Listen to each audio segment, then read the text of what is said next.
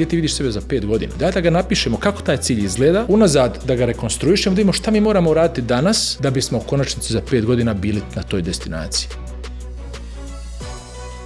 Ono što tu vidiš onda prije svega jeste kad razgovaraš s njima da zapravo nema vizije. Znaš, kad pitaš, ok, gdje ti vidiš sebe za 5 godina? Znači, šta radi Almir Maljević 2029. godine? Jer on 2029. godine nema ni dana radnog staža, nema na računu ni marke. Ako je to cilj njegov, onda idemo tim putem. Ako je neki drugi cilj, daj da ga napišemo kako taj cilj izgleda, unazad da ga rekonstruišemo, da vidimo šta mi moramo uraditi danas da bi za 6 mjeseci se desilo A, da bi se za godinu dana desilo B, da bismo u konačnici za 5 godina bili na toj destinaciji. I onda ja uvijek kao poređenje vadim Google Maps. Ja kažem, vidi, Google Maps je savršenstvo. Ti i ja smo pričali kad smo dolazili, jel ti kažeš kako se snašao, sa Google Maps fenomenalno. Ali, da bi ja imao koristi od tog Google Mapsa, ja sam morao prvo da unosim gdje se ja nalazim. I morao sam da unesem gdje se ti nalaziš. I onda su me rekli, vidi, imaš majstore par puteva do Milana. Znači, možda ideš ovim putem, možda ideš ovim putem, možda ideš ovim putem. Znači, postoje različiti putevi do te destinacije. Ti se sad opredijeli kojim ćeš putem da ideš. Ali to savršenstvo tehnologije ništa ne znači da ja nisam stavio pin gdje se ti nalaziš.